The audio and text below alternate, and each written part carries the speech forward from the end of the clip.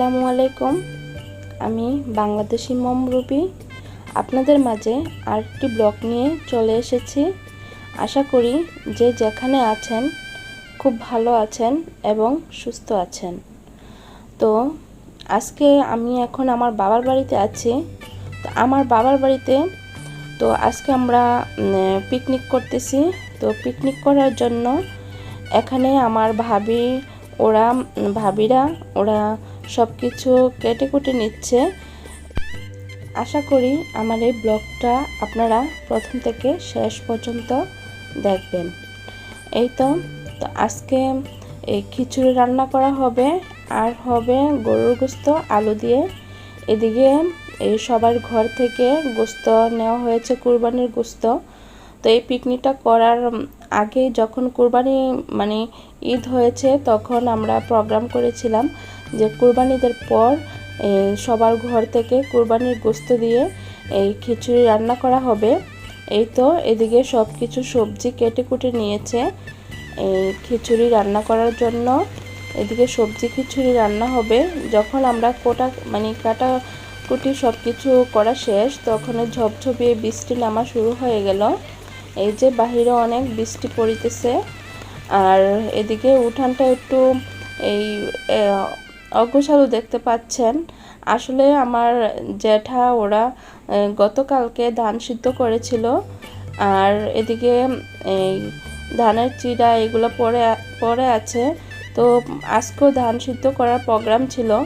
যখন আমি বললাম যে আমি চলে আসব, আমি আর থাকবো না, বাসায় চলে আসবো, তো তারা বলল যে তাহলে আজকেই পিকনিকটা করে ফেলি।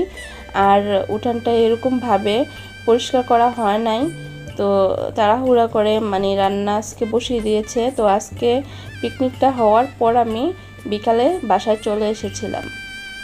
তো এদিকে আপনারা দেখতে পাচ্ছেন যে সব কিছু সবজি টবজি এদিকে সব কিছু দেওয়া হয়ে গিয়েছে।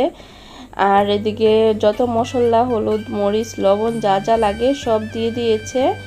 তো চারপাশে বৃষ্টি পড়তেছে, বৃষ্টিতে ভিজে আমার ভাই এদিকে এই খিচুড়ি রান্না করতেছে। তো এই যে খুবই আনন্দ হয়, খুবই ভালো লাগে।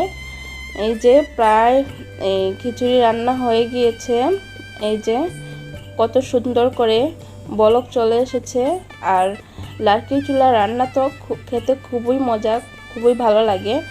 তো এই তো চারিদিক দিয়ে বৃষ্টি পড়তেছে, আর এদিকে রান্না হইতেছে। খুবই ভালো লাগতেছে যে বৃষ্টির দিনে এই যাক আমাদের খিচুড়িটা ঠান্ডা ঠান্ডা দিনে খিচুড়িটা খাওয়া হবে। এই তো একদম কমপ্লিট রান্না হয়ে গিয়েছে খিচুড়িটা খুবই মজা হয়েছে, খুবই ভালো লাগছে, খুবই ইয়ামি হয়েছে।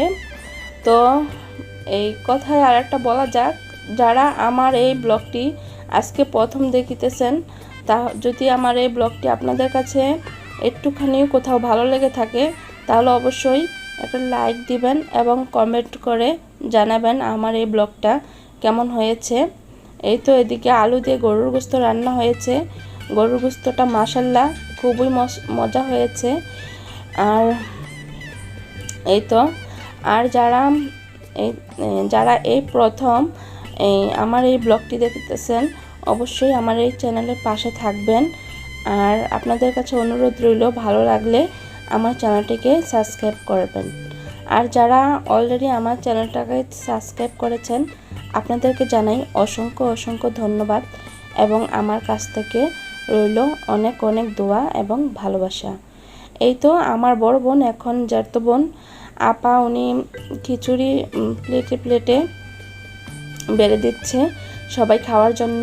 আর আমরা সবাই এই চারিদিক দিয়ে বসে আছি। আর এদিকে গরুর গোস্ত নিয়ে এসেছে। এই তো এখন সবাই খাচ্ছে, এই আমার ভাইজি, আমার মেয়ে, আমরা ফ্যামিলির সবাই। আর এই তো আমার চাচতো সবাই, ভাই বোন সবাই খাচ্ছি।